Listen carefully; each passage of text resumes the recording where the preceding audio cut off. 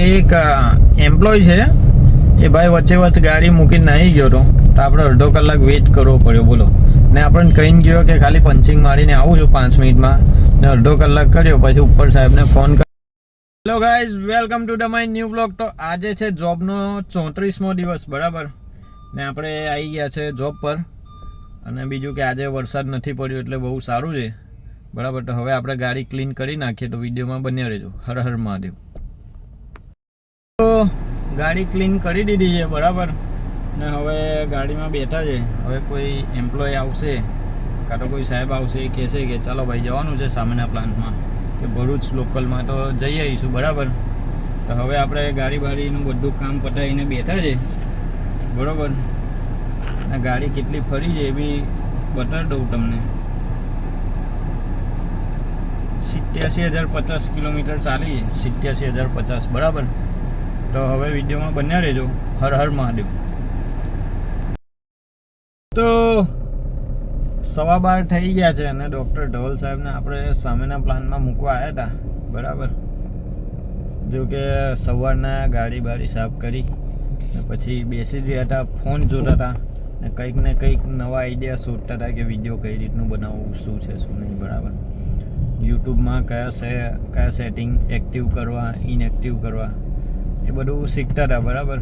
ને હવે આ પ્લાન મેં છોડી દીધા છે, એ લોકોને પેલા પ્લાનમાં જઈ રહ્યા છે. તો કે ગઈકાલે તો સવારે આવ્યા તો ઘૂંટણ ઉપરનું પીલાઈ ગયું હતું પેન્ટ, ને રિટર્ન ગયા તો ઘૂંટણ શું આખા જ પીલાઈ ગયા હતા ગઈકાલે. એટલે ભાઈ પણ આજે આવ્યા તો સવારનો વરસાદ નથી, હા. એટલે વરસાદે આજે મારા પર થોડું દયાભાવ રાખ્યો છે.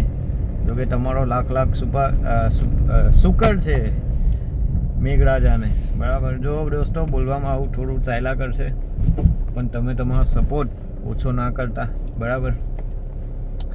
બાકી આપણું હાલમાં અત્યારે એક જ વિઝન છે કે આપણે ટ્રેક્ટર અને બોગી લાવવાની, જેથી કરીને આપણો જે પહેલો ધંધો હતો રેતી કપચી સિમેન્ટનો, એને ચાલુ કરવાની પૂરી પ્રોસેસ રહેશે.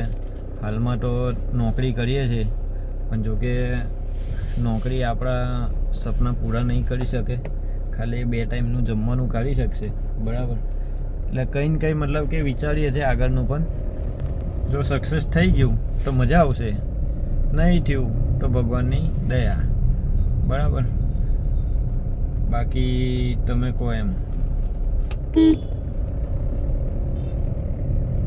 લાલુભાઈ સામે મળ્યા હતા, એ ગયા હવે. તો બીજું તો કંઈ કહેતો નથી. તમે સપોર્ટ કરજો અને નવા આવ્યા હોય તો ચેનલને સબસ્ક્રાઈબ કરી નાખજો. હર હર મહાદેવ. દોસ્તો આપણે પાછા સામેના પ્લાનમાં આવ્યા હતા ને પાછા જઈ રહ્યા છે. સ્ટેશનરીનું ને એનું મૂકવા આવ્યા હતા. હવે આપણે જે છે મેઇન ગેટ પરથી હવે ગાડી નહીં લઈ જઈ શકતા, કેમ કે ત્યાં આરસીસી રોડનું કામ ચાલે છે. એટલે હવે અઠવાડિયું 10 દિવસ બંધ. હવે ગેટ નંબર 3 પરથી આપણે મતલબ કે ગાડી લઈ જવાની ને લાવવાની રહેશે. બાકી જો કે એમ પણ બ્રિજનું કામ ચાલે છે, એટલે આજુબાજુમાં જે આરસીસી રોડ બનાવવાના હોય છે એ બનાવે છે. જો કે સરકાર સરસ મજાનું કામ કરી રહી છે, બરાબર. અને આંદોલનો પણ બહુ ચાલી રહ્યા છે. એટલે હવે આપણે કાં તો સપોર્ટ કરવાનો છે કાં તો વિરોધ કરવાનો છે. એક જ ધંધો છે. મેં તો કહું જેમ બને એમને એમનું કામ કરવા દો, તો આપણને બી થોડું સારું રહે, બરાબર. તો કંઈ નહીં, વિડીયોમાં બન્યા રહેજો, બરાબર. હર હર મહાદેવ. હવે ટ્રાફિક થોડું વધી ગયું છે, બીજું કંઈ છે નહીં ભાઈ. તો ચલો બાય બાય. હર હર મહાદેવ. તો દોસ્તો ગાડી લઈને આવ્યા હતા આપણે ભરૂચ DGVCLની કચેરીએ, બરાબર, સાહેબને લઈને. તો એક તો વરસાદ પણ પડે છે, જોઈ શકો છો. વરસાદ તો ફૂલ જ છે. ને આ છે DGVCLની કચેરી છે ભરૂચ, બરાબર. સાહેબને લઈને આવ્યા હતા કંપનીના કામથી. તો હવે ગાડી વળાવીને પાછા બેઠા છે આપણે. હવે સાહેબ આવે એટલે જઈએ. બાકી આ 5 વાગે વરસાદ ના પડે, 5:30 થી 6:30 સુધી વરસાદ ના પડવો જોઈએ, નહીં તો આપણને પલાળી નાખશે, બરાબર. તો જોઈએ છે આજે કઈ રીતનું થાય છે, એ તમને બધું જ જણાવીશું બ્લોગમાં. તો વિડીયોમાં બન્યા રહેજો અને નવા આવ્યા હોય તો ચેનલને સબસ્ક્રાઈબ કરી નાખજો. હર હર મહાદેવ.